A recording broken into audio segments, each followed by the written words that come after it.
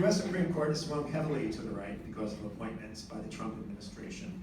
SCOTUS has wiped out many freedoms Americans had come to enjoy, to include voting rights, affirmative action, reproductive rights, human rights, LGBTQI plus rights.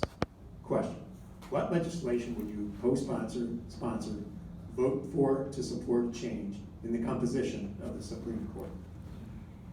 You know, whenever this conversation comes up, one of the first things I hear from folks who are Democrats who don't support really aggressive reforms is that we can't undermine the integrity of the Supreme Court.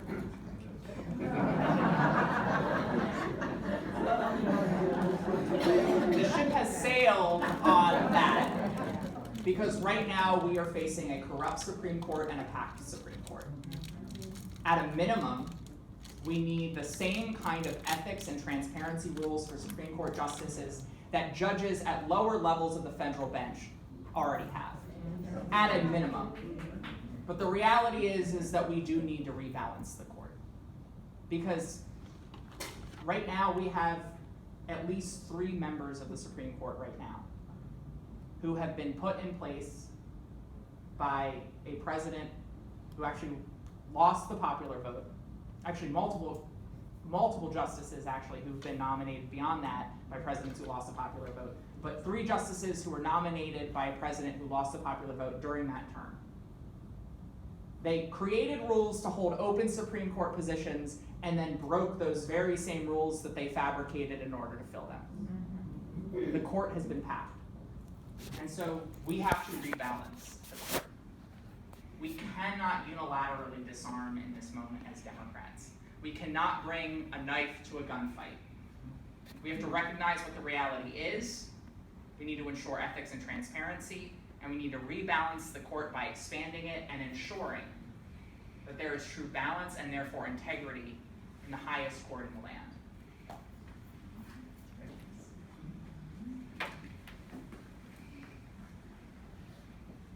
So I would say that when it comes to court packing or adding additional judges to the Supreme Court, I think it really falls on us as Democrats rather than just court packing. And hear my thought. For too long, Democrats we've taken a step back around court issues. Meaning this: we were outfought when it came to Merrick Garland. Like, that's the realness of it. We were outfought. There was one group, Republicans said, we will stop this and we will put everything in to stop this from occurring. And what did we do as Democrats? We acquiesced.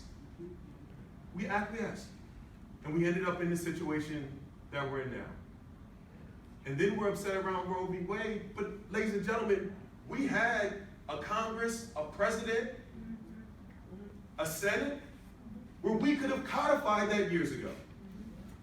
When we talk about building community and we talk about building power, it starts with us, everyday citizens, saying, we put you in office, you gotta do what you're supposed to do.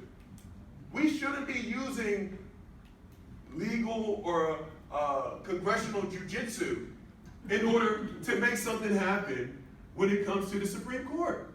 You're supposed to do your job. And that's why I believe that we need to focus and we need to fight.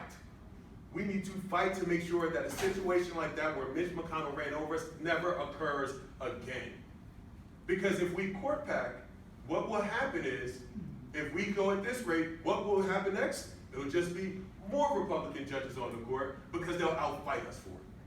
So it has to be court in the essence of, we as Democrats are going to fight to put people on the bench, and we will not give up along the way. Thank you. Oh, I'm on. Eugene? I'm still right there. On your turn. I like this. All right. Question number 5. Yes. The phrase school to prison pipeline refers to the chronic cycle of depriving children and youth, usually of color, especially young men of color, of meaningful opportunities for education, future employment, and participation in our democracy, and many times leading to incarceration. Question: what would your role be as a congressperson in effecting legislation that would break this chronic and devastating cycle? So this is the area I actually worked around for multiple years. I've actually worked for an organization called Delaware Center for Justice, where actually Rodney was the president at the time, or director of the agency at the time, and we focused around a couple different things. One is making sure people were able to move past their previous indiscretions to be able to get expungements for their juvenile records.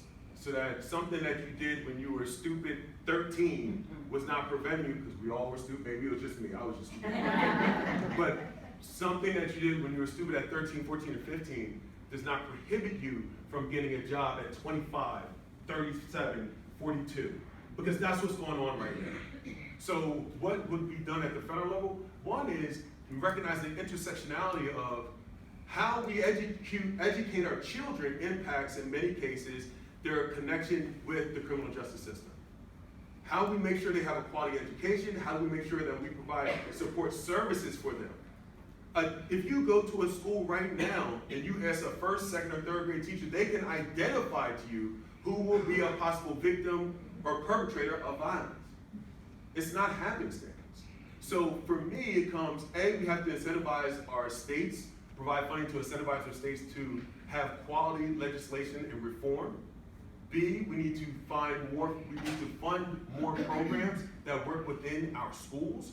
We need to help the children that we have currently right now, and we need to do many different things like move marijuana off of Schedule 1, which is in the process right now, which I'm thankful for. Also make sure that we're providing help for those who have issues of drug abuse instead of incarceration. These are major issues, and in particular around drug abuse, it is prevalent here in Sussex County. Go to Western Sussex, pick up a newspaper, and you see a random man that ends up, it just says death at 32. Drug abuse, death of despair. These are things that are tearing up our communities, and we have to look at it from a holistic lens, an intersectional lens, as we try to move forward. Thank you. My stomach, or am I down? Sarah, you made a little rule. Right now, too often, particularly in the highest need schools that we talked about, too often we're seeing young people, instead of being put on a path toward college or a career, they're put on a path toward prison. And we know that that path isn't shared equally. It's a path that too many of our students of color are put on. It's also a path that many LGBTQ students are put on as they're punished for acting out when they face bullying in their schools. It's a path that too often the marginalized in our society and the youngest in our marginalized communities are put on. And so in order to address that, yes, we need reforms. We need to address the war on drugs that too often result in young people being arrested for simple possession. We need to make sure that we have policies like Clean Slate so that those who have interacted with the criminal justice system are able to get back on their feet and get a good job when they grow up. But it also means recognizing that it is a much better use of our time and investment to go upstream, to make sure that these young people have a fighting chance before they even get on that path toward prison. That means, of course, all of the things we've talked about. It means early childhood education for every child. It means making sure that we're investing in our K through 12 highest needs schools. In the Delaware General Assembly, I was proud to sponsor and help pass legislation dramatically expanding school counselors in our schools. There is a mental health crisis among young people. It predates teenage years. It starts in some of the earliest years of their lives based on the trauma they're experiencing. And right now, because of that trauma, they're going into school, they're in pain, and they act out in the classroom. It takes time from our teachers who are trying to educate to deal with the mental health crises that these young people face, the disciplinary consequences that result from those crises. We need to help heal our young people. And the only way to do that is by having the care and support that they need in the schools, and to make sure that those schools are providing them the love and the support, the warm meal, the health care that too often they're denied in their communities. And if we make those investments, we help to stop these problems before they even begin. Thank you, Sarah. You can see standing if you like. Question 6 goes to you first. Congress has been unable to get comprehensive immigration reform legislation to the finish line. Question, what do you consider the necessary components of just and fair immigration reform? What do you consider to be the non-negotiable elements of H.R. 815, which is now stalled in Congress?